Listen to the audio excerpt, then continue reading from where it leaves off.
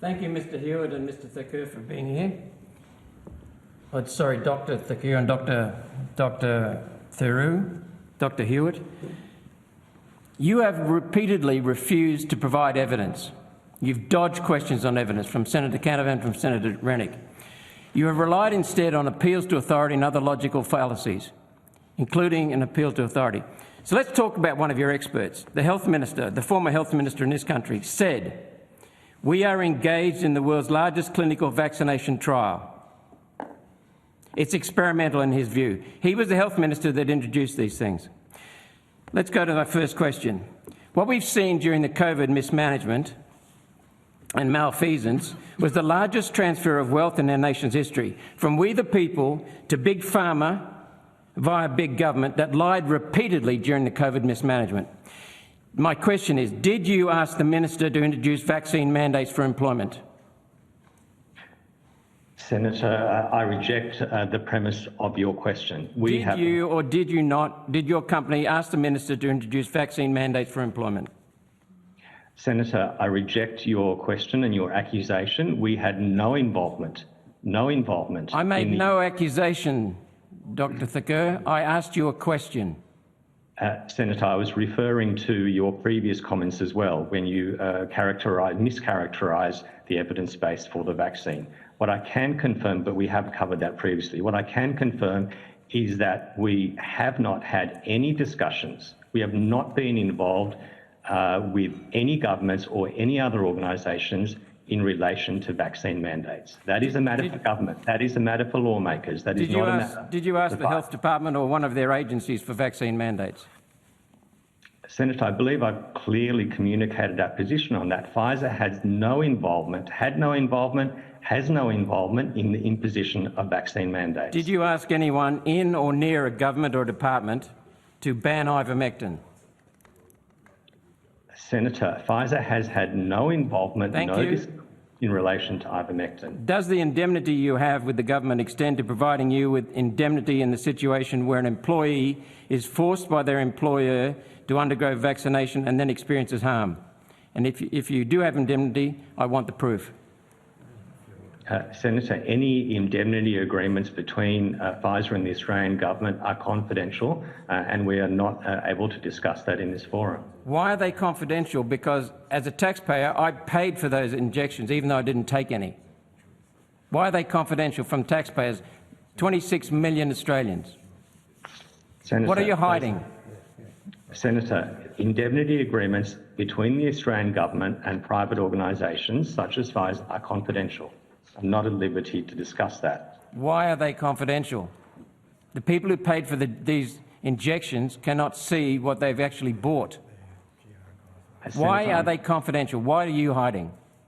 Senator, those indemnity agreements, indeed contractual arrangements, as is always the case between the Australian government and external parties, are confidential. And I don't have any information today that might assist the committee in relation to that. Did or does Pfizer have COVID vaccine mandates for your own employees in Australia? At the height of the pandemic and consistent with guidance from health authorities, from the New South Wales and Victorian governments, Pfizer did have a colleague vaccination program for its employees. Do you still have it? That vaccine, the requirement for colleague vaccination for Pfizer employees is currently present.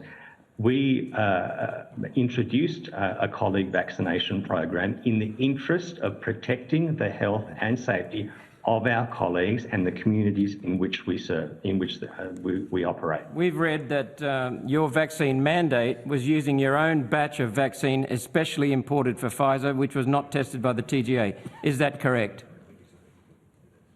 Senator, so Pfizer undertook to import a batch of vaccine specifically for the employee vaccination program, and that was so that no vaccine would be taken from government stocks that was being delivered to clinics as needed. Thank you.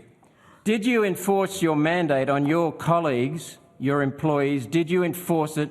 Did you sack anyone or refuse to pay anyone who refused to take the injection? Senator, we aligned with the public health guidance.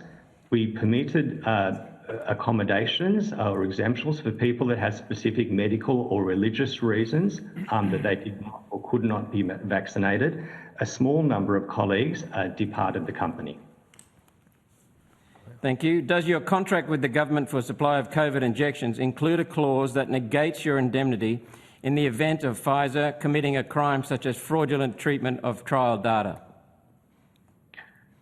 Senator, Pfizer always abides by all of the laws and regulations of the markets in which it operates. It abides by the highest standards for clinical trials and all its operations. Does your contract with the government for supply of COVID injections include a clause that negates your indemnity in the event of Pfizer committing a crime such as fraudulent treatment of trial data? The question is simple. What is the answer? Yes or no?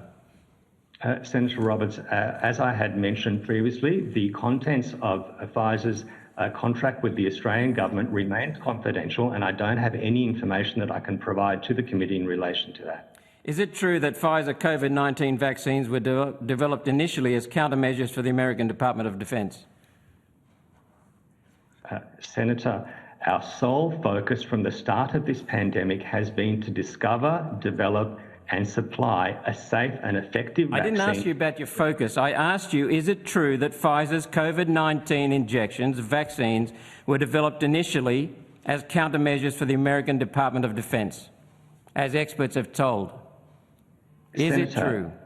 The vaccine was developed to address the dire global public health emergency that became rapidly apparent in the early part of 2020. That was the only reason for which the Pfizer vaccine was developed. We're very proud of the role that the Pfizer vaccine has demonstrated clearly in protecting the health of hundreds of millions of people around the world and enabling countries, borders and societies. There you go again, another appeal to authority.